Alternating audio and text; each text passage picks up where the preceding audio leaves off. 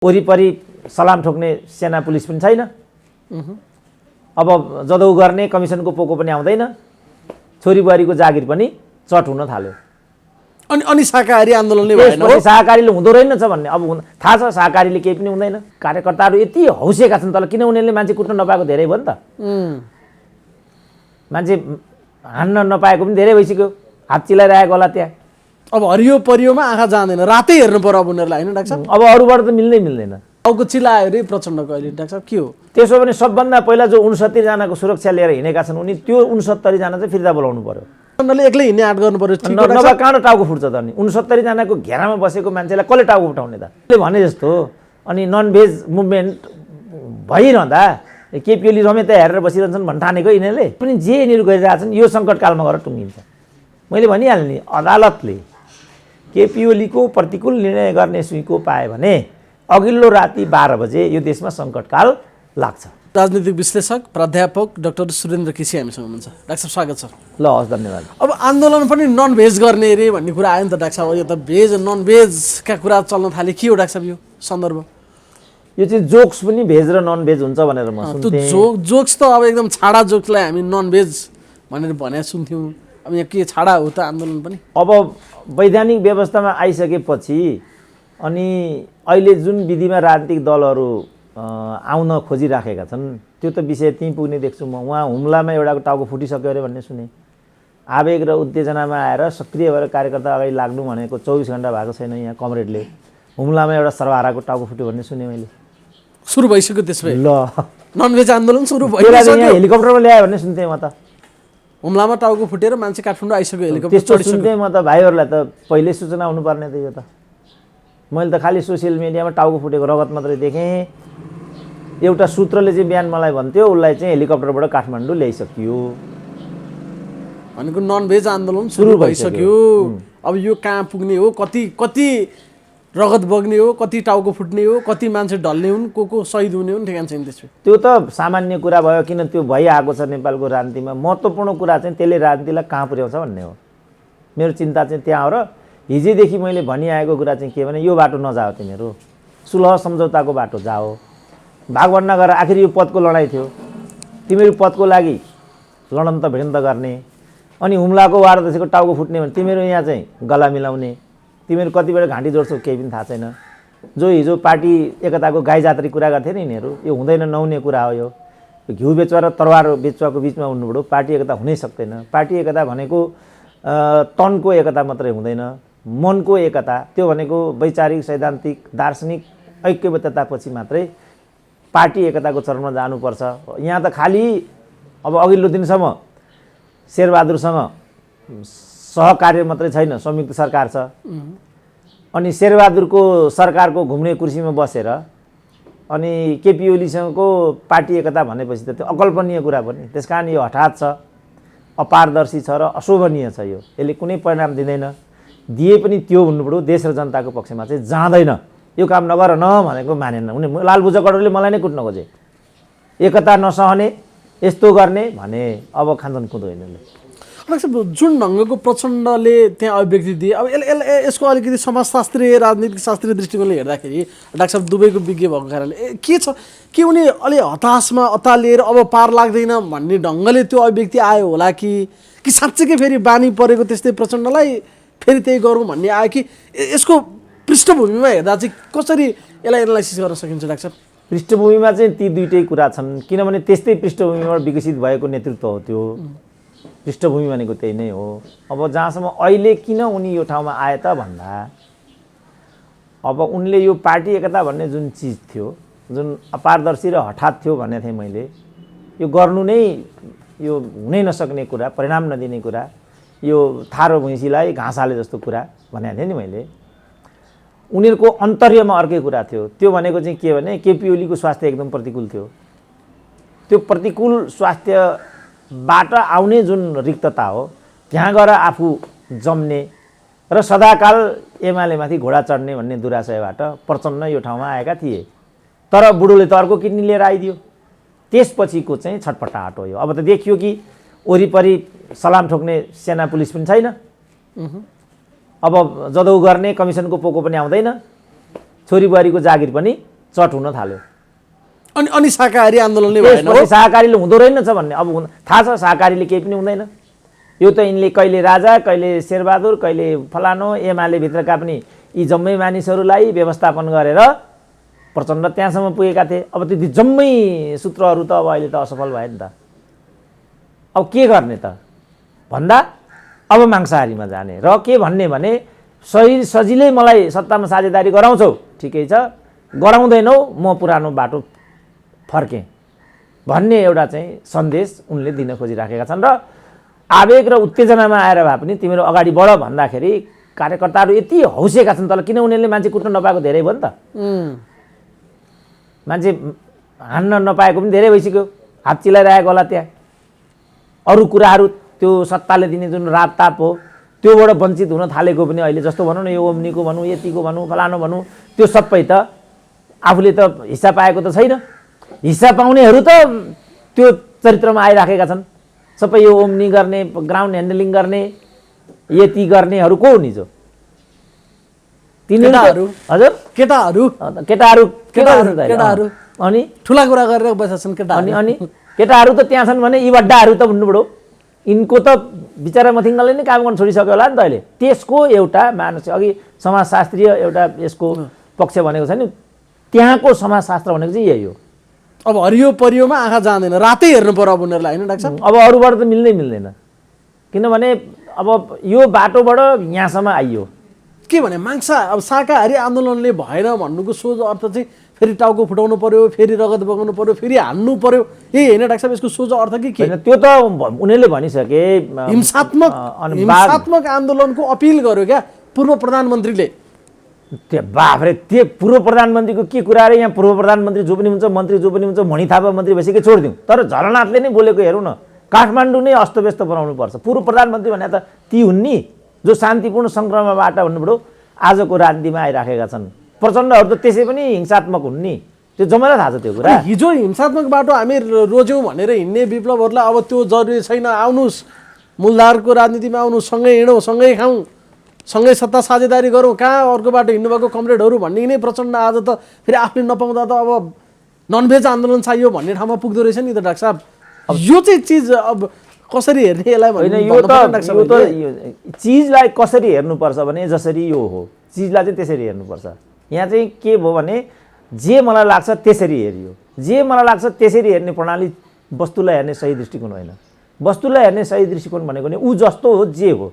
जस्तो इतिहास के हो त? इतिहास जे हो त्यही नै इतिहास हो नि त। तर इतिहासलाई यहाँ काल्पनिकता दिइयो, मिथकमा लगेर चाहिँ त्यसलाई एक्सपेरिमेन्ट गर्यो, परीक्षण गरियो नि। मिथ इतिहास हुँदैन नि त। मिथ एउटा राम्रो कल्पना हो नि। इतिहास चाहिँ फेरि वस्तुनिष्ठ हुन्छ। इतिहास चाहिँ जे हो त्यो हुन्छ। अब के हो त इतिहास? जस्तो माओवादीमा आउँ यही कुरालाई। माओवादी कसरी माओवादी भयो, त्यही माओवादी कसरी एमाले भए ठाउँमा आइपुग्यो, त्यसपछि कसरी विभाजन भयो, यो जे हो त्यहाँबाट विषयलाई बुझ्नु पर्यो नि। मैले हिजोदेखि भनेको के भने यो एकता होइन। एकता हो भने लाल बुजक्कडहरूले, तर यो एकता थिएन नि। यो त कृत्रिम स्वार्थहरूको सम्मिलन थियो। स्वार्थहरूको सम्मिलन एकता हुन्छ भने नि हामी यहाँ अन्तर्वार्ता लिन बसिराखेका छौँ। यहाँ दोहोरीको लागि यहाँ आएका हौँ भन्यो भने यो दोहोरी हो? यो त अन्तर्वार्ता हो नि त। तर एउटालाई लागेको होइन यो त दोहोरी हो भन्ने लाग्यो, त यो दोहोरी त होइन। त्यसकारण यो अन्तर्वार्तालाई त्यसरी नै हामीले बुझ्नुपर्छ जसरी अन्तर्वार्ताको चाहिँ चरित्र हुन्छ भने चाहिँ। अब उनीहरू त्यो बाटोबाट ती अनेक हथकण्डाहरू अपनाएर कहिले युद्ध कहिले शान्ति, बाबुरामले आफै भनेको र हाम्रो चाहिँ राजा वीरेन्द्रसँग अघोषित कार्यगत एकता थियो। अब उनले आफै भनिराखेको छ अघोषित कार्य एकता गरेर भए पनि त्यति बेलाको संसदीय चाहिँ सत्ता संरचनालाई प्रहार गर्नु थियो, गरियो। अब अहिले भारत इत्यादि भन्छन्। अब यो गुरिल्लाहरूको तालिम नै भारतमा हुन्थ्यो भन्ने कुरा विवेक शाहको किताबमा खुल्लमखुल्ला छ। माओवादीको आश्रय सम्पूर्ण रूपमा चाहिँ भारत थियो। अब त्यही भारतमा आश्रय लिएर नेपालमा जनयुद्ध भइराखेको छ र यो वर्गीय मुक्तिको कुरा हो भन्ने कुरा पत्याउने लाल बुजक्कडहरू कस्तो बुद्धि भएका मान्छे होला त भन्ने कुरा हो। यो त्यो सम्भवै थिएन क्या। यो भारतमा बसेर नेपालमा वर्गीय मुक्ति त्यो कहिले हुने कुरा हो? शान्ति प्रक्रियामा आउने बित्तिकै स्वयं माओवादीले भारतको संस्थापनले कस्तो प्रश्न उठाइदियो भने नेपालमा चाहिँ भारतीय माओवादीहरूलाई चाहिँ संरक्षण दिइराखिएको छ भन्ने एउटा विषय निकालिदियो। उनीहरूले चाहिँ माओवादीलाई तालिम लगायत सम्पूर्ण कुरा गर्नु हुने, अनि माओवादी भारतका माओवादीहरू चाहिँ नेपालमा आउनै नहुने त्यस्तो पनि हुन्छ कहिले? त्यो सत्य आधारित थिएन, तर उनीहरूको मनोवृत्तिको मैले कुरा गरेको। जस्तो यहाँ प्रधानमन्त्रीको अन्तर्वार्ता लिन भनेर आयो नि त पत्रकार, भुँडीमा सगरमाथा हाले अनि उग्राउने बेलामा चाहिँ सुस्ता र चाहिँ कालापानीको कुरा उग्राउन लगाइदिए। भुँडीमा सगरमाथा छ, उनको मनमा चाहिँ के छ, सगरमाथा पनि हाम्रो बनाउने उनको आशय चाहिँ त्यो छ। यहाँ प्रश्न सोद्धाखेरि तपाईँलाई लिम्पियाधुरा कालापानी कस्तो लाग्छ भनिरहेछ, मिल्दै नमिल्ने कुरा हो नि। 24 घण्टामा कसरी छताचुल्लो भयो त? त्यसकारण जे आफ्नो मनमा छ बाहिर पनि त्यही कुरा भयो भने राजनीति चाहिँ स्वचालित ढङ्गले अगाडि जान्छ। तर मनमा एउटा कुरा तनमा अर्को कुरा भयो भने त्यसले कहिले पनि नतिजा दिँदैन। ठ्याक्कै नेपालको राजनीतिमा त्यही कुरा भयो, मनमा एउटा कुरा थियो अनि तनमा अर्को कुरा थियो। बुढा मर्छन् भनेको मर्ने त के, अर्को 10 वर्ष बाँच्ने जस्तो पो देखियो यहाँ त। अनि त्यसकै लागि टाउको फुटाउनु पर्ने। अब त्यसो भए त्यसलाई हामीले चाहिँ यता ट्याली गरेर हेरौँ न। डाक्टर साहबले त मसँग धेरै अगाडि भन्नुभएको विषय हो कि केपी ओली त्यहाँ गएपछि फर्केर आउँदैनन् भन्ने कुरालाई आलोक बनाएर यो पार्टी एकता भएको थियो। डाक्टर साहबले भन्नुभयो त्यो कुरा 2-4 दिन अगाडि मात्रै सुरेन्द्र पाण्डेले पनि भने। प्रश्न आयो नि त कुरा त त्यहाँनिर हेर्दा प्रमाणित भयो। डाक्टर साहबले भन्नुभएको थियो आजभन्दा 6-8 महिना अगाडि डाक्टर साहबले हामीसँग भन्नुभएको कुरा हो, त्यो हामीसँग भिडियो छ। अहिले आएर उनीहरूले त्यो भने अनि फलानु मर्ला। अब त्यो खालको एउटा निष्कृष्ट सोचबाट भएको पार्टी एकता, अमुक मान्छे मर्ला र त्यसको ठाउँमा म खाउँला भनेर पार्टी एकता भयो। त्यो खान नपाएपछि विभाजन भयो। अनि तिमीले खान पाएनौ भने मैले टाउको किन फुटाउने भन्ने प्रश्न क्या डाक्टर साहब अहिले? त्यो त मैले भनिसकेँ नि त। यिनीहरूका लागि कार्यकर्ताले किन टाउको फुटाउनु पर्ने? मैले भनिहालेँ, तिम्रो छोरी बुहारी स्वास्नी हुने होइन त। अनि कार्यकर्ताले के पाउने त? के पाए त लडाकाले? के पाए त शहीदले? के पाए बेपत्ताले विस्थापितले? के पाए त? काहीँ पनि। खालि यहाँको मात्रै कुरा होइन, जस्तो मधेसवादीकै कुरा भयो, अरूकै कुरा भयो। के पाए त? मधेसको एउटा रिक्सा चलाउने आम मधेसी एउटा नागरिकले के पाए त? ल भन्नु त मलाई, के पाए? यी भन्नु जनैब उनीहरूले चाहिँ शहीदको नाममा अरू नाममा चाहिँ पैसाले, इभन त्यो पैसा पार्टीको कोषमा जम्मा गरेको छ भनेर सुनिन्छ। के पाए त शहीदले त्यहाँ पनि? त यो त हामी देखिराखेका छौँ नि। त्यसकारण मैले यसमा पारदर्शिता चाहिन्छ भन्ने कुरा पटक पटक उठाएँ नि। अहिले प्रचण्डलाई प्रधानमन्त्री बनाउनको लागि टाउको फुटाइदिनु पर्ने, उनको पनि चिलाएर टाउको, फेरि अरूको मात्र होइन, पहिलो लट्ठी चाहिँ मैले खानु पर्यो भनेर भन्छन्। टाउको चिलाएर प्रचण्डको अहिले डाक्टर साहब के हो? त्यसो भने सबभन्दा पहिला जो 69 जनाको सुरक्षा लिएर हिँडेका छन् उनी त्यो 69 जना चाहिँ फिर्ता बोलाउनु पर्यो। अनि त्यो गर्ने बित्तिकै यदि त्यो कुरा इमान्दारितापूर्वकले भनेको हो भने प्रचण्डले एक्लै हिँड्ने आँट गर्नु पर्यो। नभए कहाँ टाउको फुट्छ त? अनि 69 जनाको घेरामा बसेको मान्छेलाई कसले टाउको फुटाउने त?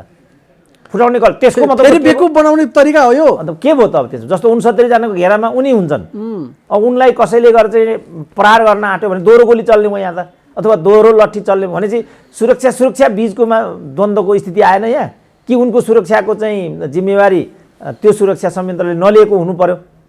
त्यस्तो बेला त उसले जसरी पनि त्यो सुरक्षा त गर्नै पर्यो नि त। त्यो गर्नको लागि त जो उनीमाथि प्रहार गर्न आएर त्यहाँ प्रतिकार गर्नु परेन? अनि त्यसपछि तीबाट गृहयुद्ध सुरु भएन? सुरक्षा संयन्त्र नि 2 भाग भएन अब आएर? के हुन्छ त त्यस्तो बेला? त्यसो भए त फेरि अर्को राजनीतिक खेले प्रचण्डले, जनताका छोराछोरीको टाउको फुटाउने। अब सिधै तिमीहरूलाई टाउको फुटाओ भन्दा कसले पत्याउने र? अहिले बरु मेरो टाउको फुटाउन चाहन्छु चिलायो भने चाहिँ पछि त लाग्लान् भनेर टाउको चाहिँ जनताकै छोराछोरीको फुटाउने दाउ हो डाक्टर साहब यो? त्यसो भए त्यो त मैले भने हुम्लामा एउटाको टाउको फुटि नै सकेपछि टाउको कसको फुट्छ भन्ने कुरा प्रष्टै छ होइन? विप्लवले पनि चाहिँ जे गर्यो, मोरङमा त एउटा टिचरकै घाँटी रेटियो। हिजो पनि प्रथम शहीद नै माओवादीको सेना तर्फबाट पनि 16, 12, 13 वर्षको बच्चा भइराखेको छ, रम्तेल। हिजो 7 सालमा पनि चिनिया काजी, उही 15 वर्षको पनि छैन, 9 कि 7 क्लासको बच्चा छ। त राणा शासनकै विरुद्धमा पनि कि गङ्गालाल परेको छ, कि चाहिँ दशरथ चन्द परेको छ, कि चाहिँ धर्मभक्त परेको छ। कुनै सत्ताको नजिकमा भएको मान्छे त परेकै छैन नि त्यहाँ पनि। ज्यान जाने त सर्वसाधारणकै हो, आम मान्छेकै हो नि त। कयौँ त बाटामा हिँड्दै पनि ज्यान गुमाउनु चाहिँ बाध्य भइराखेको पनि हामी देखि नै रहेछौँ। र शेरबहादुरले भनेका छन् कि गोलीको आँखा हुँदैन, बचेर हिँड्नु। सब यो त जगजाहेरै छ नि त। विश्वयुद्ध भयो भने पनि आम मान्छे त शिकार भइरहेका छन् नि। जस्तो दोस्रै विश्वयुद्धमा 5 करोड मान्छे मरेको भनिन्छ। 5 करोड मध्ये 2 करोड त रुसका मात्रै मान्छे मरेका थिए। म गत वर्ष रसिया पुगेको थिएँ। रुसमा कुनै पनि घर यस्तो छैन अरे जहाँ विश्वयुद्धमा 1 जना मान्छे मरेको छैन। कुनै घर त्यस्तो छैन। त्यो गरिकन उनीहरूले चाहिँ द्वितीय विश्वयुद्धमा हिटलरको सामना गरे। त्यसपछि न रसिया चाहिँ सुरक्षित रहन सक्यो। त्याग नगरिकन त राष्ट्रले परिणाम नै पाउँदैन। यहाँ चाहिँ के भयो भने सबै त्यागहरूलाई नेताले आफ्नो छोरी बुहारी स्वास्नीको लागि दुरुपयोग गरे। यो त विगतै यही छ नि। साउथ एसियामा यहाँ मात्रै होइन, हरेक साउथ एसियामा। हामीले बङ्गलादेश जायौँ भने पनि त्यही छ, पाकिस्तान गयौँ भने पनि त्यही छ, मालदिभ्स गयौँ भने पनि त्यही छ, श्रीलङ्का गयौँ भने पनि त्यही छ, इन्डिया गयौँ भने पनि त्यही छ। त्यही मोडल यहाँ एप्लाई गरे। त्यो त हामी देखिरहेछौँ नि। जस्तो बाबुराम नै भनौँ न, उनले त अहिले माओवादीलाई लात हानेर चाहिँ मधेसवादीमा पुगे। यो बिचमा उनले के कल्ला के बनाएन आफ्नो परिवारभित्र। कोही पनि त्यहाँ त अवसरबाट कोही पनि वञ्चित भएन। र अब उनले त छोरीलासम्म उनले चाहिँ लाइनमा ल्याइसके। अनि आम मान्छे कहाँ छन् त? उनको त अहिले एउटा सानो क्लिप सामाजिक सञ्जालमा भाइरल भइरहेछ। जो मान्छे मर्न आए ती सबै हाम्रो विश्वास गरेर आएको हुन् र उनीहरूको भावनालाई जोड्न सकिएन भने, उनीहरूलाई अलिकति उत्तेजित बनाउन सकिएन, मर्नुपर्छ भनेर मोटिभेसन गर्न सकिएन भने त मर्दैन भने कहाँ क्रान्ति सफल हुन्छ त भनेर भनेको क्लिप्स अहिले भाइरल भइरहेछ। भनेपछि क्रान्ति सफल भनेको के रहेछ त? माओवादीमा अडेस लगाएर सिंहदरबारको प्रधानमन्त्री भएर मधेसवादीमा जम्प गर्नु, इन द मिन टाइम काङ्ग्रेसी मतदाताहरूको मतपत्र लिएर माननीय हुनु नै काङ्ग्रेस क्रान्ति रहेछ हैन? त्यसका लागि चाहिँ अरूलाई यस मर्नलाई त्यो आगोमा हाल्नु पर्ने रहेछ। अनि त्यो हो त क्रान्ति। त्यसो भने त्यसरी मान्छे मारेर आएर नेपाली काङ्ग्रेसका मान्छेले भोट हालेर भने हो भयो त। ल त्यो हो त क्रान्ति। त्यसै कारण मैले भने क्रान्तिलाई पनि त्यसरी नै बुझ्नुपर्छ जसरी हो। क्रान्ति भनेको के हो त? राजनीतिलाई पनि त्यसरी बुझ्नुपर्छ जसरी राजनीति हो। राजनीति भनेको त समाज बदल्ने प्रक्रिया हो नि। आर्थिक सामाजिक रूपान्तरणको प्रक्रियालाई चाहिँ राजनीति भनिन्छ। त्यसरी राजनीति छ त नेपालमा? त्यसो भने दलितलाई चाहिँ मुक्त दलित बनाउनको लागि, गरिबलाई चाहिँ स्वाभिमानी नेपाली बनाउनको लागि, दिदीबहिनीहरूलाई चाहिँ स्वत्व रक्षाको लागि के गरेछ त नेपालको राजनीतिले? भाइ छोरा कहाँ छन् त अहिले? संसारभरि जो कमसेकम सरकारी आँकडा अनुसार पनि 52 लाख त अहिले रोजगारीको बजारमा जोखिमयुक्त रोजगारीको लागि उनीहरू काहीँ इराकमा गएर काटिएका छन्, काहीँ अफगानिस्तानको ब्लास्टमा परेका छन्। संसारको कुनै सहर यस्तो छैन जहाँ 150 जना चाहिँ नेपाली मजदुरहरू यत्रतत्र कामको लागि चाहिँ भौतारिरहेका, तीमध्ये कोही विस्थापित भएका।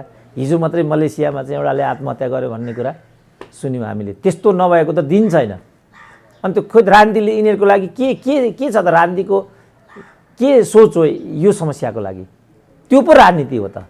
राजनीति भनेको जसरी पनि मान्छेलाई मर्ने ठाउँमा पुर्याउने, मान्छे सेलायो, उत्तेजनाबाट मान्छे सेलाउँदै गयो भनेदेखि अनि मंसाहारी आन्दोलनमा चाहिँ नन भेज मुभमेन्टको लागि त्यो सत्ताको रापबाट त बाहिर त बस्नै नसक्ने त्यस्तो नसा लागिसकेको रहेछ प्रचण्डलाई। पुरै सिरिन्ज नहानिकन त्यो युज गर्ने मान्छेहरू बाँच्न सक्दैन भन्छ नि डाक्टर साहब। त्यस्तै भइसकेको रहेछ भनेर बुझ्नु परेन त? होइन, त्यो त अब फुटाइदियो। त्यो त उत्तेजनाको पनि चरम उत्कर्ष भाव प्रकट भयो नि त्यहाँनिर। त्यो चाहिँ उनीहरूको एउटा अभिव्यक्तिको मात्रै कुरा आयो। हामीलाई चाहियो यसपछि के हुन्छ भन्ने। अब मैले भनेको चाहिँ के भने, जस्तो खालको नेकपाभित्र आन्तरिक द्वन्द्व चलिरहेको थियो, राजनीतिक आन्तरिक द्वन्द्व, त्यो आन्तरिक राजनीतिक द्वन्द्व चाहिँ मध्यावधिमा गएर बैठानुहुन्छ। मैले भनेको थिएँ नि 2 वर्ष अगाडि। अब यहाँ आउँ, अब यस्तो गरेपछि के हुन्छ त भन्ने कुरा हाम्रो लागि चासोको विषय हुनुपर्छ म भन्छु। किनभने अब प्रधानमन्त्रीसँग 2टा विकल्प हुन्छन्, कि सङ्कटकालमा जाने कि राष्ट्रपति शासनमा जाने। यिनीहरूले भने जस्तो अनि नन भेज मुभमेन्ट भइरहँदा केपी ओली रमेता हेरेर बसिरहन्छन् भन्न ठानेको यिनीहरूले।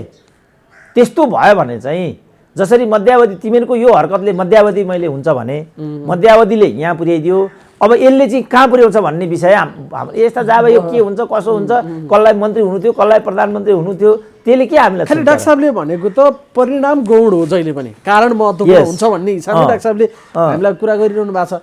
उनीहरूको कर्मको परिणाम संसद विघटन भयो। खालि केपी ओलीले असंवैधानिक काम गरे होला आफ्नो ठाउँमा छ, यसको जिम्मेवारी प्रचण्डले लिनुपर्छ भन्नुभएको थियो डाक्टर साहबले। भनेको अब यो उनीहरूका अभिव्यक्ति कर्मले फेरि अर्को परिणामतर्फ उद्धत गराउँदैछन् उनीहरू आफूले होइन। अब 2 देखि 3 हुँदैन। अब खालि 2 देखि 3 हुने जस्तो अदालतले केही गरी चाहिँ प्रधानमन्त्रीको विपरीत निर्णय गर्न आँट्यो भने अघिल्लै दिन सङ्कट लाग्छ र यहीलाई कारण बनाइन्छ। जुन अहिले मांसाहारी फलानु टाउको फुटाउने के भनिरहेछन् नि, त्यसलाई नै असाधारण रूपमा चित्रित गरेर मुलुकलाई सङ्कटकालमा ठोकिदिने। और अदालतले अब कस्तो निर्णय दिन्छ कोही पनि नमान्नेवाला छ। मेरो पक्षमा दियो भने मात्रै म मान्नेवाला छु, मेरो पक्षमा दिएन भने त्यो मान्नेवाला छुइनँ। अब यहाँ हौँ, अदालतले केपी ओलीको सिफारिसलाई सदर गरिदियो भने प्रचण्डहरू मान्दैनन्, अनि प्रचण्डलाई सदर गरिदियो भने केपीहरू मान्दैनन्। त्यसपछि त असाधारण स्थिति उत्पन्न भयो नि त। असाधारण स्थिति उत्पन्न भयो भने के हुन्छ त? यहाँ केपी ओलीले आफ्नो प्रतिकूल निर्णय अदालतबाट हुने थाहा पायो भने अघिल्लो दिन सङ्कटकाल यहीलाई विषय बनाएर शान्ति खलबल लिन सक्छ, Yes. हिंसा भड्किन सक्छ भने अघिल्लो दिन प्रमाण छ, उसैले बोलेको प्रमाण छ। अब उहाँ हुम्लामा रगत बगिसक्यो नि त। अब भोलि उहाँ पहिला योभन्दा पहिल्यै वीरगन्जमा नि एउटाको चाहिँ कार्यकर्ताकै चाहिँ ज्यान लिइराखेको छ। भोलि अन्त पनि यस्ता हरकतहरू हुन्छन्, मन्त्रीको गाडीमा ढुङ्गाले हानिराखेको छ। सङ्कटकाल लगाउनको लागि त उपयुक्त पृष्ठभूमि त बनिसक्यो नि त, उनीहरूले बनाइदिरहेछ होइन? त्यो बन्न पुग्यो नि त त्यो। अब त त्यसलाई नै टेकेर चाहिँ आफ्नो प्रतिकूल अदालतले निर्णय गर्ने थाहा पाए केपी ओलीले भने 24 घण्टा अगाडि नै ठोकिदिन्छन् फेरि।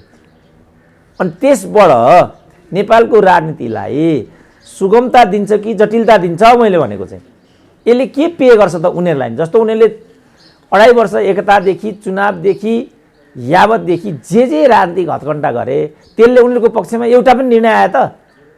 अब उनीहरू मन्त्रीकै लागि उनीहरू मरिहत्ते गर्ने, यता बुहारीको मन्त्री पद गयो, उता मणि थापाले मन्त्री पद पाइदिए। के पे भयो त उनीहरूलाई? टोपबहादुर उनीहरूले नै बोकेको के अरे सिकारी होइन त? के खोइ त उहाँ भन्नुहुन्छ नयाँ जोगीले यति धेरै खरानी धसेका छन् कि म अनुहारै चिन्दिनँ भन्नुहुन्छ क्या प्रचण्डले। अब यो भन्नु होइन, यो भन्नु नै बेकार छ। किनभने बादल भनेको त सुरुमा, मातृका यादव भनेको पनि सुरुमा नेकपा माओवादी केन्द्र फुटाउनेहरू हुन् नि त। त्यस्तालाई बोकिकन ल्याएर मन्त्री बनाउने काम त यिनले गरेको छ नि त। तिमी प्रक्रियामा बस भनिदिनुपर्छ नि पोलिटिकल। बादललाई केपीको काखमा पुर्याएको त प्रचण्डले। अनि उनलाई तुरुन्त उहाँ देश र जनताको लागि, पार्टीको लागि मरिहत्ते गर्ने चाहिँ फुटपाथमा हिँडिराखेको छ। अनि पार्टी फुटाएर भाँड गरेर उहाँ पुर्याउनेलाई चाहिँ मन्त्री दिने भनेपछि अनि त्यो यो दोष बादललाई दिने कि प्रचण्डलाई दिने त? पार्टी फुटाउने भणुवाहरूलाई मन्त्री बनाउँदै हिँड्ने हो। हिजै माधव कुमार नेपालले पनि यही गरिराखेको छ। प्रचण्डलाई चाहिँ हिलो छ्याप्ने यिनै मणि थापाका जोडी रविन्द्र श्रेष्ठ होइनन्? हिजो मन्त्री बनाएको चाहिँ माधव नेपालले होइन, त्यही सिको गरे त अहिले मणि थापालाई फेरि केपी ओलीले पिकअप गरे। यो त राजाहरूले गरिआएको प्रणाली त हो नि। राजाहरूले यही गरिकन त मन्त्री भन्दै हिँड्थे होइन? परशुनारायण चौधरी पनि मन्त्री, केशरजङ रायपाजी पनि मन्त्री, अच्युत रमण अधिकारी पनि मन्त्री, सबै मन्त्री होइन? अनि यो के कुनै राजनीतिले गर्ने कुरा हो? यो त अवसरवादलाई चाहिँ पृष्ठपोषण दिने कुरा होइन। राजनीतिमा यस्तो गर्नुहुन्छ? खोइ शहीदको सपना, खोइ त्याग, खोइ बलिदान, खोइ हिजोको राजनीतिभन्दा आजको राजनीतिमा खोइ भिन्न संस्कृति हामीले ल्याउन सकेका। यसलाई हो नि हामीले विवेचना गर्नुपर्ने, ताकि हामीले चाहिँ स्वस्थ परम्परा विकास गर्न सकौँ, राम्रो प्रतिभाहरूलाई हामीले हुर्काउन सकौँ, व्यक्तित्वहरूको निर्माण गर्न सकौँ। खोइ त व्यक्तित्व अब सकेस्। अब यी 4 जना सकिन्छ, बादल पनि सकिन्छन्, टोपबहादुर पनि सकिन्छन्, मणि पनि सकिन्छन्, अर्को प्रभु पनि सकिन्छन्। बुहारीको जागिरी गयो, बुहारीको ठाउँमा मणि थापा आफैले ल्याएर राखेको त्यो कसरी हेर्न सक्नु? आफ्नो मुखैमा आएको प्रधानमन्त्री त्यो पनि चिप्ले लास्तो भइसक्यो। अनि त शाकाहारी आन्दोलनले नपुग्नु त स्वाभाविक हो फेरि त्यसरी हेर्दा।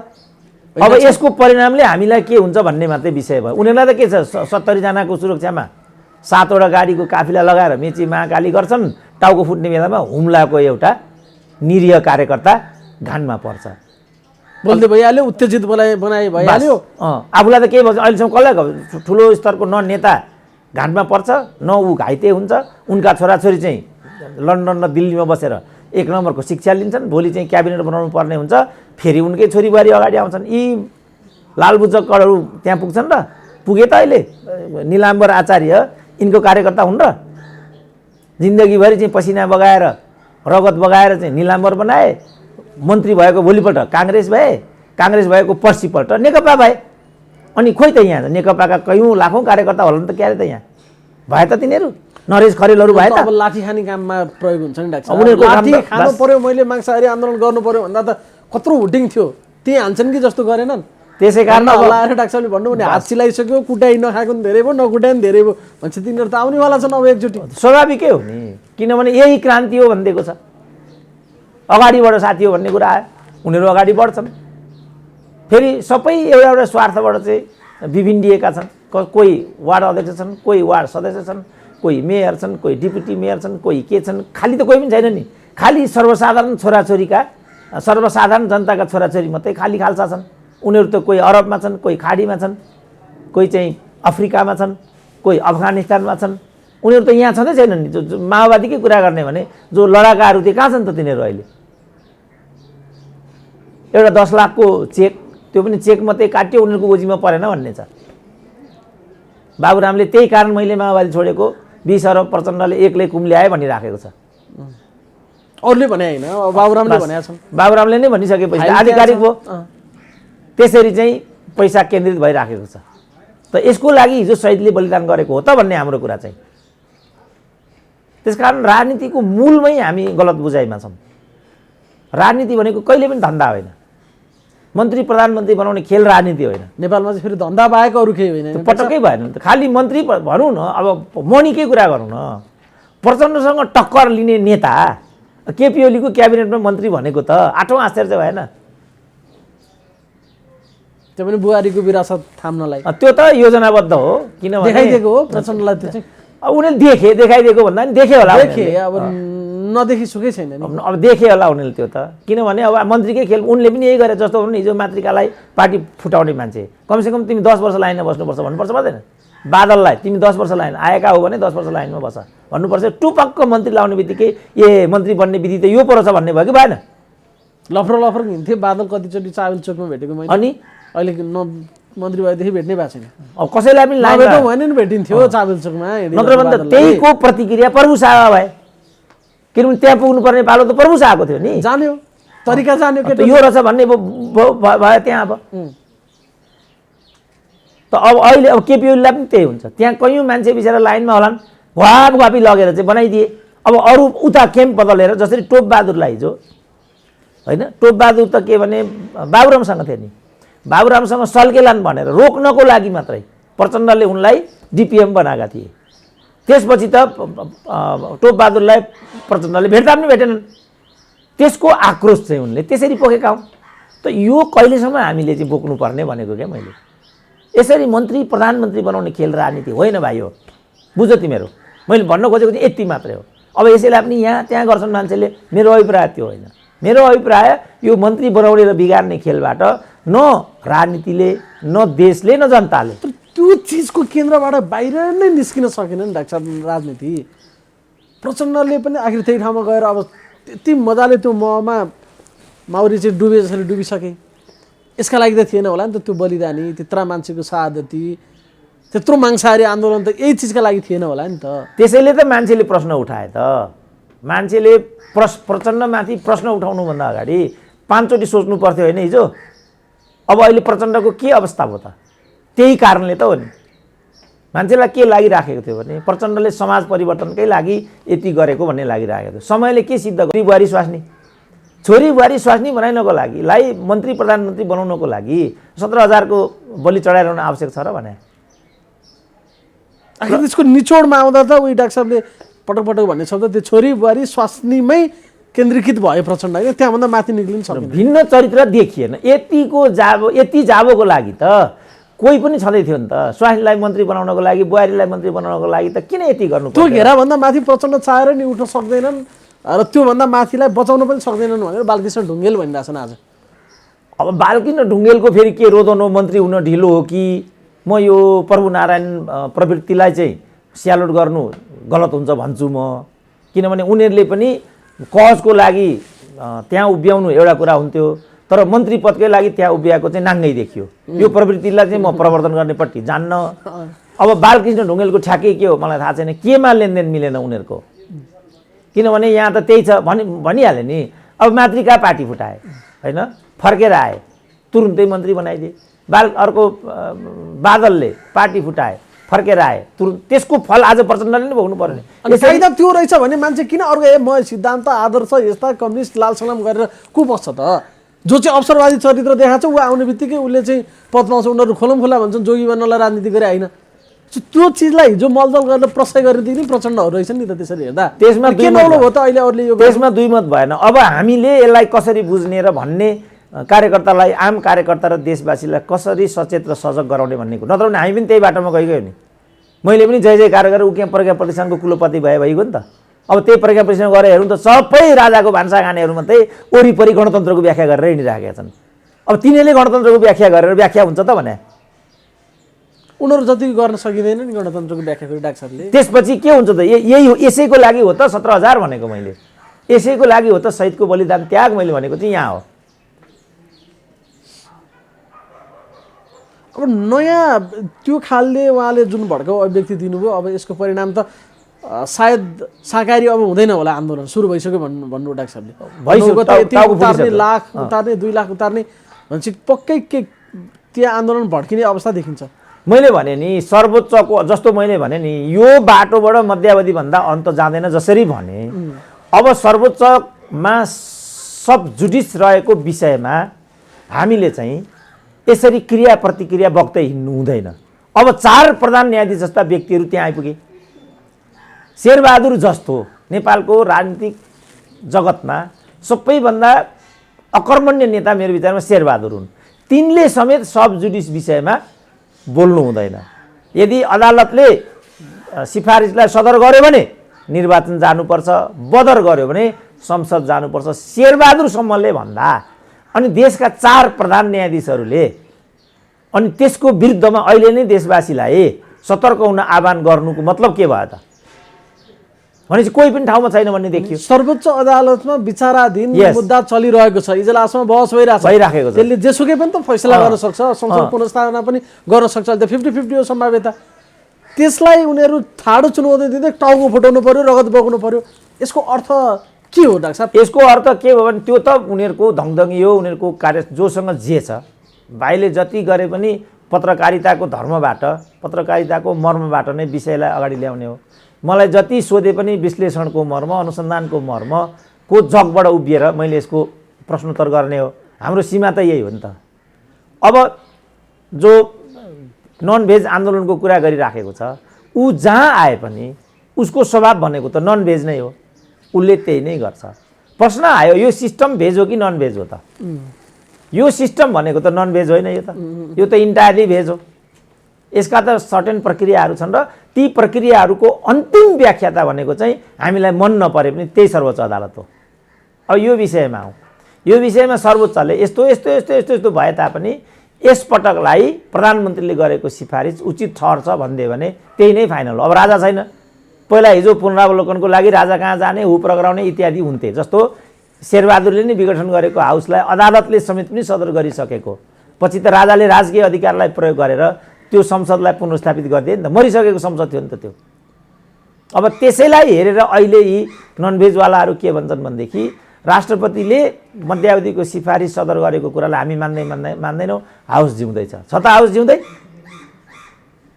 प्रधानमन्त्रीले सिफारिस गरे, प्रधानमन्त्रीले गरेको सिफारिसलाई अदल बदल गर्ने अधिकार राष्ट्रपतिसँग काहीँ पनि हुँदैन। अनि यो संवैधानिक व्यवस्था गरेको यिनै ननभेजवालाहरूले हो। अब उनीहरू नै के भन्छन्, हामी राष्ट्रपतिले सदर गरेको कुरा मान्दैनौँ, हाउस जिउँदैछ। छ त हाउस जिउँदै?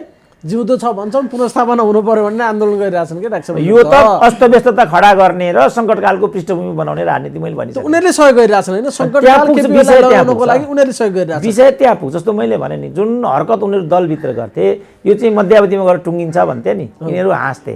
अब अहिले पनि जे यिनीहरू गरिरहेछन् यो सङ्कटकालमा गएर टुङ्गिन्छ।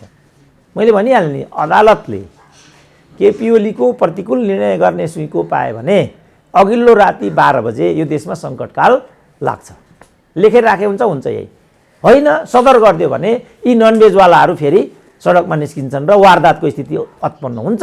त्यो बेलामा मुलुकमा राष्ट्रपति शासन लाग्छ। यो अर्को कुरै हुँदैन यहाँ।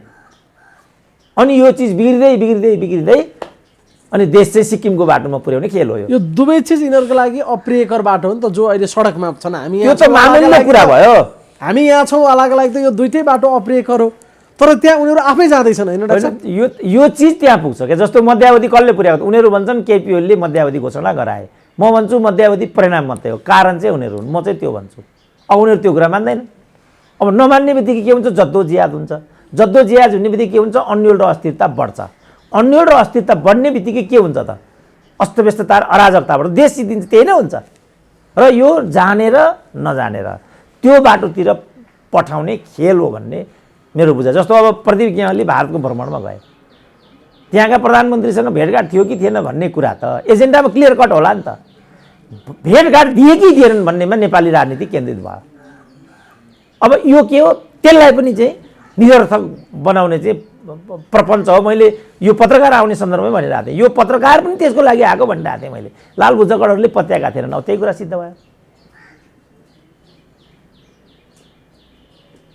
अब मांसाहारी आन्दोलनको अपिल गरिरहँदा हिजो मांसाहारी आन्दोलनले के दियो भनेर पनि खोज्ने कि नखोज्ने डाक्टर साहब?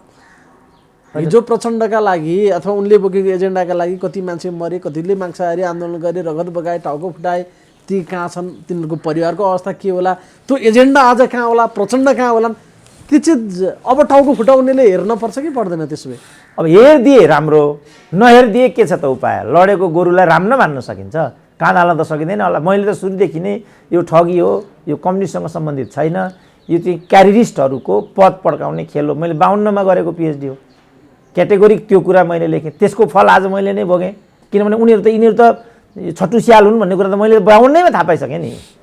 अब उनीहरू मेरो कुरातिर ध्यान दिनुको सट्टा अनि त्यही छट्टु स्यालको पछाडि हिँडिरहेका छन् भने म के गर्न सक्छु?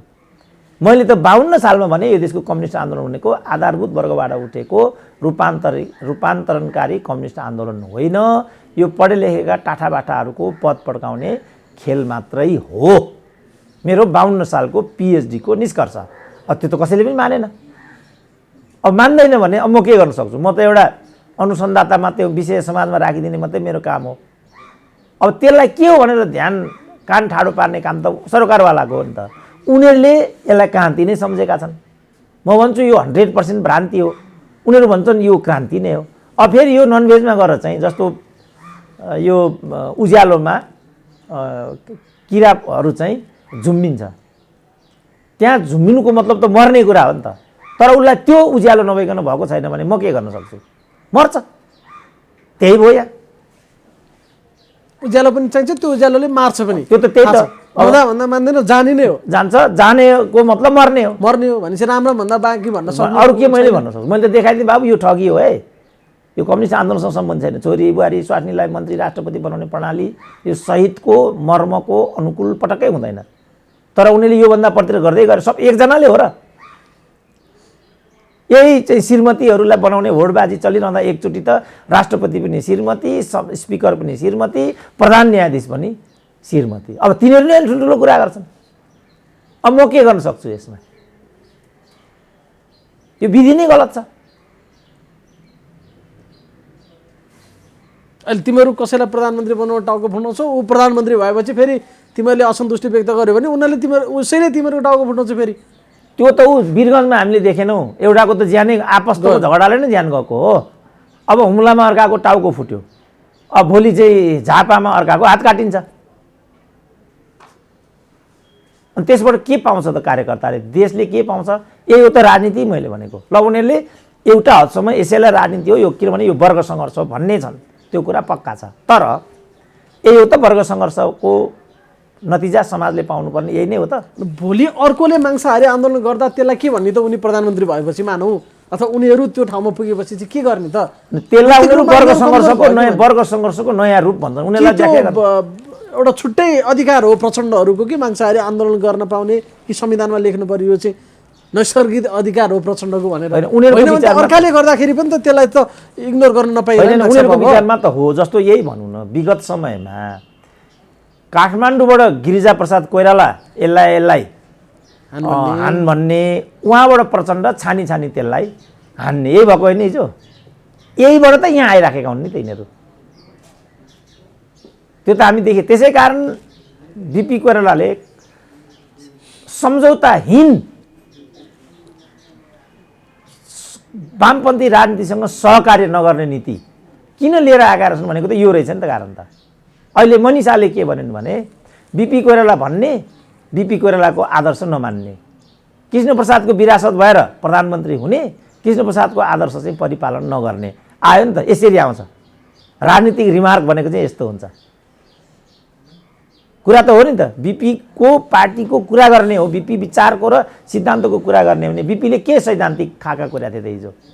कृष्णप्रसादको नाममा प्रधानमन्त्री हुने हो भने कृष्णप्रसादको राजनीतिक कार्यदिशा के थियो त हिजो? हारे पनि विद्या भण्डारीसँगै हारेका हुन् नि त काठमाडौँमै, हार स्वीकार गरेर 56 सालमा फेरि उनी चाहिँ प्रधानमन्त्री भए। अहिले चाहिँ केपी ओलीलाई निकाल्न खोजे जस्तो। त्यति बेर गिरिजाले पनि कृष्णप्रसाद भट्टराईलाई निकाल्न खोज्दा अब गिरिजा केपी त एउटा मध्यम स्तरको नेता भएको हुनाले उनले मध्यावधिको बाटो लिए। कृष्णप्रसाद भट्टराईले त राजीनामा दिएर राजनीतिको अखडा खाली गरिदिएका थिए नि त। तर सबै नेता त कृष्णप्रसाद भट्टराई त हुँदैनन् नि त। यो कुरा देख्न सक्नु पर्थ्यो यी नन भेजवालाले, देखेनन्, अझै देखेनन् भने अब सङ्कटकाल आउँछ। मेरो वार्निङ के देख बाबु हो तिमीहरू, केपी ओली अगाडि बढिसके, उनी जुनसुकै हदसम्म जान्छन्। उनी त्यो जुनसुकै हदमा गएपछि तिमीलाई नाफा घाटा के हुन्छ हिसाब गर तिमीहरू। अब यही मेरो बाटो हो भन्छौ भने मैले केही पनि भन्नु छैन। आन्दोलन माग्छारी होइन कि उता मामु घरमा बसेर चिकन खाना पनि खान पाइन्न होला, पाइँदैन होला डाक्टर साहब त्यस्तो भयो भने होइन? अब त्यो चाहिँ अब उनीहरूले एकदम पातलो दाल र यसो के दिन्छ अरे भन्ने सुने, अब थाहा छैन। अनि त्यो बाटोमा पुग्ने कुरा अहिले यिनीहरूले गरेको यो त त्यो भोलि ल एन्ड अर्डर भङ्ग भयो भने त राज्यले त जे पनि गर्ने भयो नि त, गर्ने भएन त। ल एन्ड अर्डर मेन्टेन गर्ने जिम्मेवारी त राज्यको होला। अब उसले त त्यो बाटोमा लिन सक्ने भयो। त्यसबाट आम जनताले चाहिँ के पाउँछन्, हाम्रो विषयवस्तु यति मात्रै हो। सितिमिति तरिकाले यो मान्छेले टेर्दैन, गल्दैन, त्यस कारणले गर्दा माग्छारी आन्दोलन गर्नु पर्यो भनेर अपिल गरिरहेछन् नि। त्यसरी पनि सितिमिति टेर्नेवाला मान्छे त होइन होला नि त जो अहिले सत्तामा छ। होइन, त्यही त भने नि, राज्यको चाहिँ ल एन्ड अर्डरको जिम्मेवारी राज्यको हुन्छ होइन। सबै त ज्ञानेन्द्र राजा त हुँदैनन् नि। ज्ञानेन्द्र राजाले त त्यो बाटो नलिकन चाहिँ नागार्जुनको बाटो लिए, केपी ओलीले बालकोटको बाटो लिएला नि त। यो हो नि त प्रश्न त। डाक्टरले त दुईटा अप्सन भनिदिनु भयो, कि सङ्कटकाल कि राष्ट्रपति शासन। म अर्को तेस्रो विकल्प छैन। अब म यहाँ अर्को देख्दिनँ, म अर्को देख्दिनँ। जसरी खुल्लम खुल्ला माग्छारी आन्दोलनमा आऊ भन्ने बित्तिकै त सत्ता त अझ हिस्रक हुन्छ। सत्ता भनेकै के हो त? सत्ता भनेकै हिंसा हो, दमन हो। के हो सत्ता भनेको? सत्ता भनेको 5 फुटा रामनामी हो सत्ता भनेको? सत्ता भनेको त हिंसा हो, दमन हो। उसले त्यसमा वैधता पाएको हुन्छ। ल एन्ड अर्डर मेन्टेन गर्ने जिम्मेवारी मेरो भएको हुनाले शेरबहादुरले भनेकै छ नि, गोलीको आँखा हुँदैन, छोडिदिन्छ गोली त्यहाँबाट। अनि त्यो गोली कहाँ गएर बज्रिन्छ त? घरको भित्तामा कि भैँसीको टाउकोमा? त्यो त मान्छेमाथि नै गएर बज्रिने होला। त्यसपछि के हुन्छ त? अस्तव्यस्तता र अराजकता। अनि त्यो अस्तव्यस्तता र अराजकताले कसलाई चाहिँ सेन्ट्रल जेल पुर्याउने हो, कसलाई कहाँ पुर्याउने हो अहिले भन्न सकिन्छ र? बाटो चाहिँ त्यो तय भइसक्यो होइन, यो त्यहाँ पुग्छ के विषय। अब मैले भने नि यसको गन्तव्य त्यहाँ हो। यसको गन्तव्य जस्तो मैले भने जे यिनीहरूले हरकत गरिराखेका छन् पार्टीभित्र, यसको पराकाष्ठा चाहिँ मध्यावधि मैले भनेको थिएँ नि, मान्छे पत्याउँदैन, संवैधानिक व्यवस्था छैन, ए आफू रातो धुन नपाएको भन्दै हिँड्छ भन्दै होइन लालबुचकडहरू। पुग्यो त कुरा। अब अदालत पुग्यो, अदालतले संविधानमा व्यवस्थै छैन, कसरी चाहिँ फैसला गर्छ भन्छन् यिनीहरू, अहिले पनि भनिरहेछन्। भरे गरिदियो भने, किनभने विधिको शासनमा अन्तिम व्याख्याता त उही हो। अब त्यहाँ को अदालतमा प्रधान न्यायाधीश छ भन्दा जसबाट पैसा खाएर प्रचण्डले नै नियुक्ति गरेको भन्ने कुरा चाहिँ चित्रबहादुर केसीको विचार अहिले भाइरल भइराखेको छ। मैसँग भन्नुभएको छ उहाँले ती सबै कुराहरू, होइन त? चित्रबहादुर केसी अब अनि उनीले 6 जनाले भनेको रहेछ, सुरेन्द्र पाण्डे, राजेन्द्र पाण्डे, भीम रावल, वर्षमान टोपबहादुर, गिरिराजमणि। नगर बाबु यो मान्छे चाहिँ यस्तो खालको छ, भोलि प्रधान न्यायाधीश हुन्छ, त्यस कारणले यसलाई रोकौँ भनेर 21 दिन लडेका रहेछन् चित्रबहादुर केसी। अब उनीहरूले नै टोपबहादुरले खुल्लम खुल्ला भनेर छ, दाइ अब हामीले बोलेर हुँदैन, प्रचण्डले पैसा। अन्तिम सदर प्रचण्डले बालुवाटारमा गराएर रहेछन् मसँग नै भने चित्रबहादुर केसीले, त्यो अहिले भाइरल भइरहेछ। त भनेपछि अब आफैले नियुक्ति गरेको, त्यो पनि पैसा खाएर, लोकमानको पनि यिनीहरूले पैसा खाएर नियुक्ति गरेका थिए। पछि बालुवाटारको फाइल निकालेपछि लोकमानलाई डाँडा कटाइदिए। सुशीलाको त्यसरी नै नियुक्ति गरिराखेको थियो।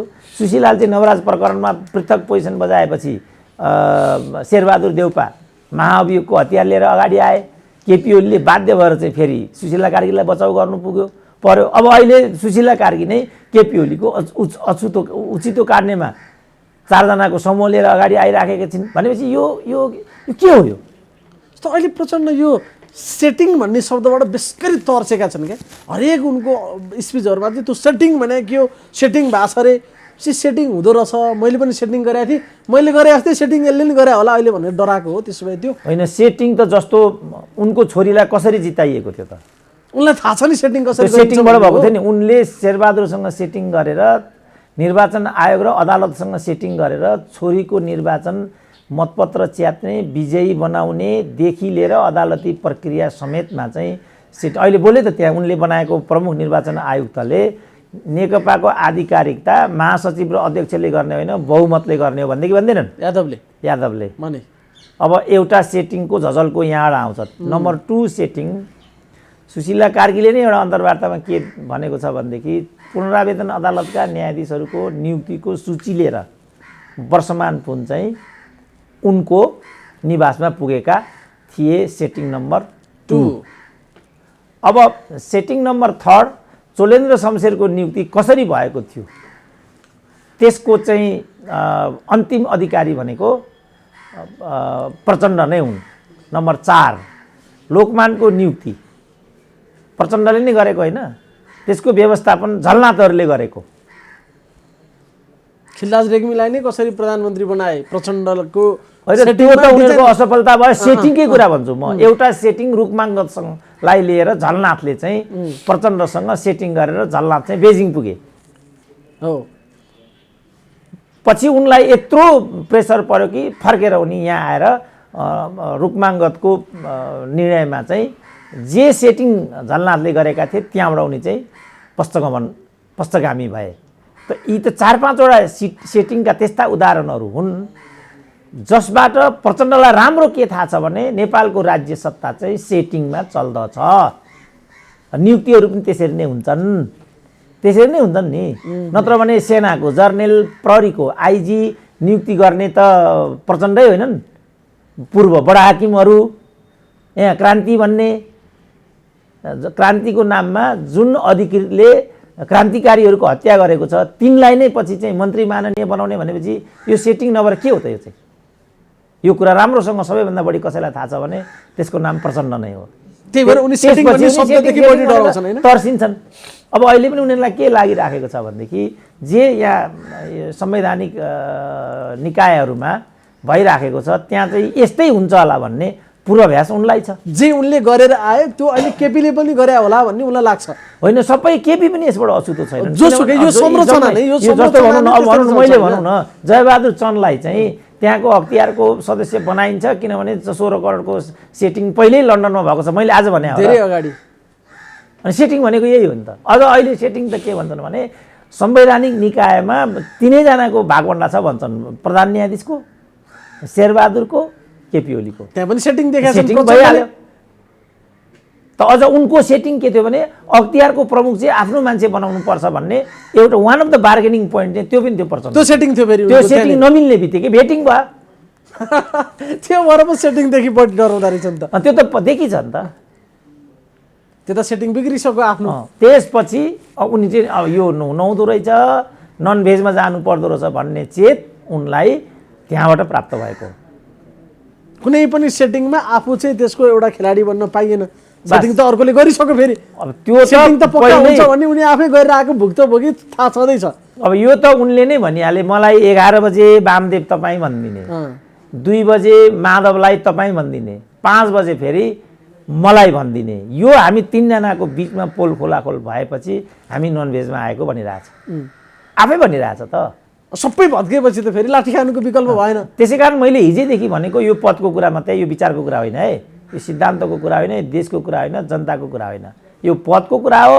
जसरी पनि पदमा पुग्ने र आफ्नै छोरी बुहारी स्वास्नीलाई मन्त्रीदेखि राष्ट्रपतिसम्म बनाउने बाहेक अर्को कुरा होइन। यहाँ शहीदको त्याग, बलिदान, राजनीति, देश, जनता, क्रान्ति केही पनि आकर्षित छैन।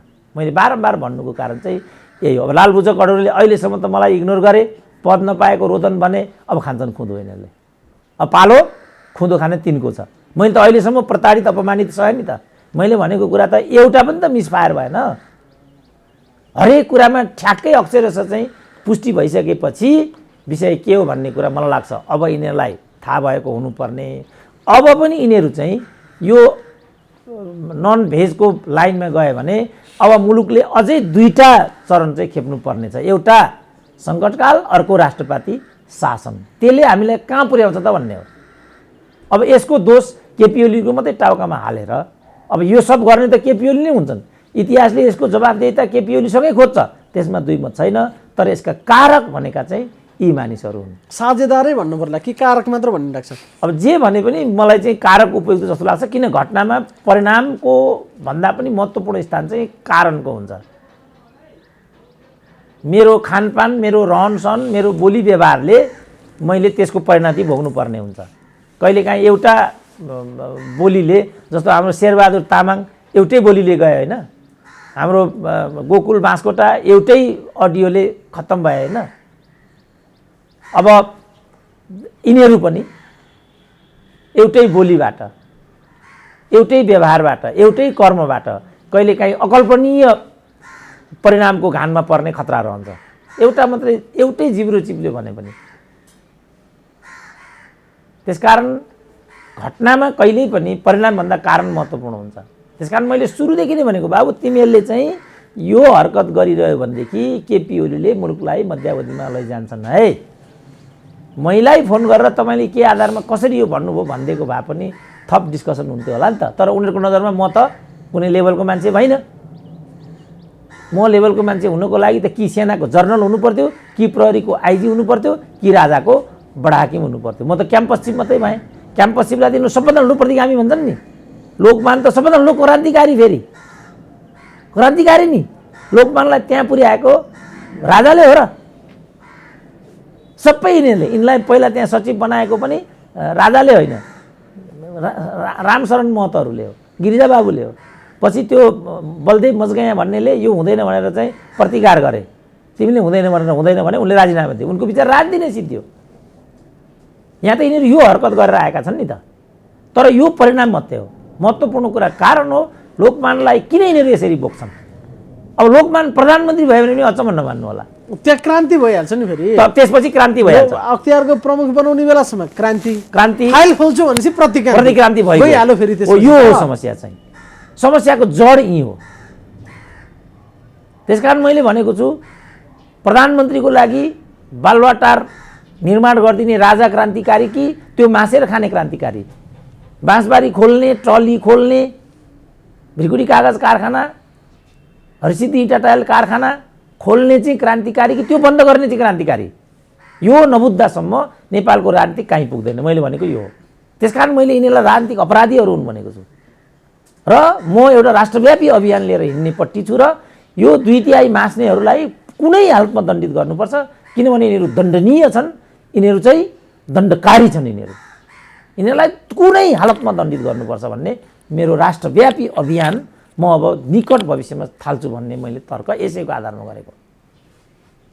खालि त्यो पद भन्ने कुराको वरिपरि भन्दा माथि जाने नसक्ने, बरु माछो बाँच्ला पानी बिना यिनीहरू बाँच्न नसक्ने रहेछन् होइन डाक्टर? त्यो त अब हामीले देखिराखेका छौँ। त्यस्तो हुँदैन थियो भने त यस्तो जद्दोज्याद भनिहाल्यो नि। अब मणि थापा जो चाहिँ प्रचण्डसँग चाहिँ लोहाली नै हिजो अगाडि भएका थिए र क्रान्तिमा गद्दारी भयो भन्थे, अब आज केपी ओलीको मन्त्री हुन आयो भनेपछि के को लागि रहेछ त उनको प्रचण्डसँगको बागी? क्लियर भएन? अरू जम्मैको कुरा प्रचण्डको बागी, केपी ओलीको बागी। अब के हैसियतले त? किनभने यो सिकाएको त्यही भएर त म चिन्दिनँ। एकजना नि मान्छे नभएकोलाई ल्याएर स्थायी कमिटी बनाइदिएको थिएँ, मन्त्रीसित साटो, त्यसलाई म चिन्दिनँ भन्दैछन् नि प्रचण्ड अहिले। अब उनलाई त त्यो भन्ने अधिकार छैन, किनभने उनले पनि त्यसरी नै मान्छे डिपुट गरिराखेको छ। उनले पो कुन सा चिन्ने मान्छेलाई त्यहाँ बनाइराखेका छन् त? उनले मातृकालाई बनाउनु हुने, बादललाई बनाउनु हुने, अनि केपी ओलीले मणि थापालाई बनाउनु नहुने। उतातिर चाहिँ नदाजौँ, खालि दुष्प्रवृत्तिको मात्रै हामी चित्रण गरौँ। यी जम्मै उस्तै हुन्।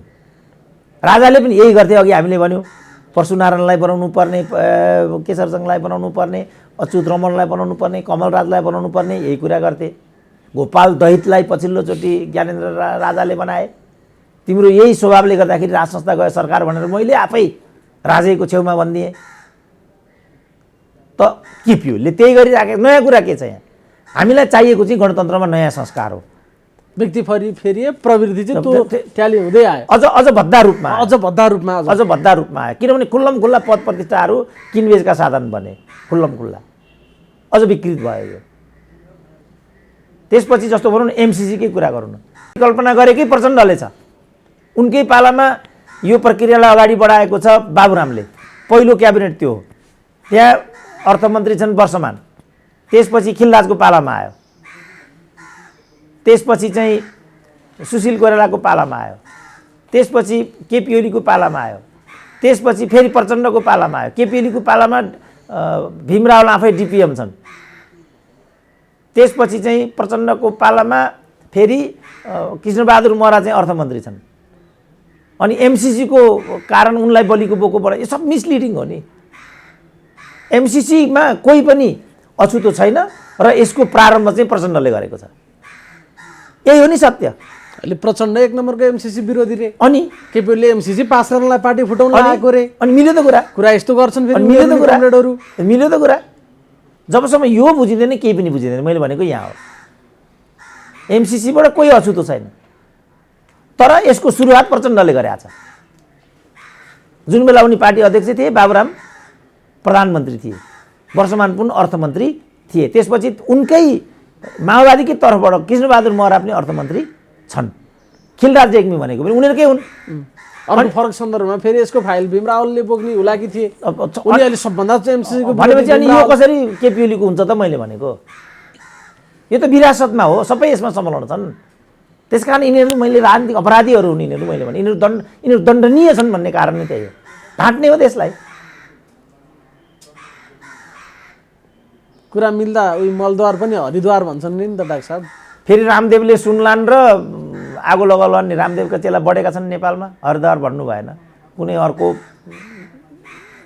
पार्टिकुलर ठाउँ नै ल्याउनु पर्यो। हाम्रो यो खालको एउटा प्रवृत्ति नि जस्तो प्रवृत्ति त छ, त्यो त छ। एकदम चाटाचाट फेरि एकै दिनमा काटाकाट। अहिले हेर्नु दुई पक्षको भाषा स्तर, चेतना स्तर, यसलाई सांस्कृतिक स्तर भन्छन् क्यारे उनीहरू। कम्युनिस्ट भाषामा त्यो भन्छ होइन डाक्टर साहब? थाहा होला यसको टर्म्सहरू त कुनै सांस्कृतिक स्तरमा रहेछन् त अहिले यी मान्छेहरू। त्यो त अब मैले निकालेको शब्दावली हो। सांस्कृतिक र शैक्षिक धरातल यिनीहरूको कमजोर भएको हुनाले यिनीहरू चाहिँ यो खालको दुर्वाच्य बोल्छन् भनेर त्यसलाई मैले सैद्धान्तिकरण गरेको। मुख्य कुरा चाहिँ हिजो यो केपी ओली सरकारको सबैभन्दा बढी प्रतिरक्षा गर्नेहरू नै अहिले सबैभन्दा चर्को केपी ओली र उनको प्रवृत्ति विरुद्धमा त्यो ठाउँमा गएर बस्नु, जुन ठाउँमा हिजो केपी ओलीको विरुद्ध आवाज उठाउनेहरूलाई भूतप्रेत भन्थे। यो चाहिँ मैले देख्दा साह्रै ठुलो चाहिँ के भने अवसान हो, पतन हो। यो युवा नेताहरूमा यो प्रवृत्ति देखिनु चाहिँ। अब प्रचण्डले त केपी ओलीलाई भेडा भने अनि घनश्याम भुषालले पनि रामबहादुर थापा बादललाई केपी ओलीको टाट्नोको भैँसीसम्म भन्दिन पुगे। पटक्कै नसुहाउने कुरा यो। राजनीतिक रूपमा पनि त खण्डन गर्न सकिन्छ कसैलाई। राजनीतिक मैले चाहिँ बादललाई पार्टीको भणुवा हो भनेर त मैले आज भनेको होइन नि। अस्तिसम्म चाहिँ के रहेछ नि त घनश्याम भुषालहरू त्यही टाट्नामा सँगै खाइरहेको थिए नि त हो। यो चाहिँ मैले देख्दा अत्यन्तै अशोभनीय कुरा छ। यो उहाँहरूको सांस्कृतिक विचलन हो। यो उहाँहरूले यी सब कुराहरू राजनीतिक रूपमा नै गर्नु राम्रो हुन्छ होइन। एकले अर्कालाई कसैलाई गधा भन्ने, कसैलाई भेडा भन्ने, कसैलाई भुइँसी भन्ने, कसैलाई सुँगुर भन्ने, कसैलाई भूतप्रेत भन्ने, यो चाहिँ मध्ययुगीन जयप्रकाश मल्लका पालामा पनि नसुहाउने खालको यो शब्दावलीहरू हो। मान्छे बढ्न बाँकी छ कि क्या हो जस्तो लाग्दैन डाक्टर साहब यिनीहरूको कुराहरू सुन्दाखेरि भने? होइन, मलाई त त्यस्तो लाग्दैन। किनभने कम्युनिस्ट जार्गनका यी चाहिँ परम्परागत शब्दावलीहरू अधिकार हो। यो कम्युनिस्टले चाहिँ मन परि बोल्ने अधिकार त्यो कम्युनिस्ट भन्ने त्यो होइन। त्यहाँभित्र यस्तो खालका शाब्दिक अभ्यासहरू रहिआए। गद्दार भन्ने, संशोधनवादी भन्ने, दरबारिया भन्ने, सुँगुरमै आइसकेको कुरा आयो अनि। अब यो त हामीले भुइँसीसँग सहकार्य गर्नु होइन, सुँगुरलाई देखभाल गर्नु भनेको आफू सुँगुर हुनु होइन भनेको रहेछ नि त स्टालिनले नै। राम कार्कीले अस्ति एउटा लेख लेखेको होइन त उनीहरूकोमा त यी त त्यसैले एकजनाले किताबै लेखे नि एनिमल फार्म भनेर। सुँगुरको खोर सफा गर्ने भएका कमरेडहरू आफै सुँगुर भनेर बस्नु हो। यो सुँगुर हुनु भनेको होइन, सुँगुरलाई सफा गर्न मात्रै हामीलाई पठाएको भने नि। तर व्यवहारमा जस्तो न्यू क्लास भन्ने किताब निस्केको छ नि मिलोभन जिलासको।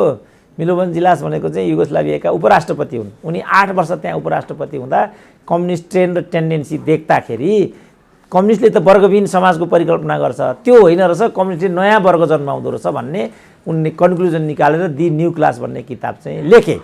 यी मानिसहरू न्यू क्लासका चाहिँ सम्राटहरू हुन्, नयाँ राजाहरू हुन् यिनीहरू। यी नयाँ राजाले चाहिँ पुराना राजालाई दुत्कार्ने शब्दावलीहरू हुन् यिनीहरू र यो शब्दावलीको कोषकार चाहिँ स्वयं कम्युनिस्ट बौद्धिकहरू हुन्, कम्युनिस्ट नेताहरू हुन्। त्यसरी बुझ्नुपर्छ विषयलाई। साह्रै महत्त्वपूर्ण समयको लागि धेरै धेरै धन्यवाद। ल हस्, धन्यवाद। हस्, धन्यवाद।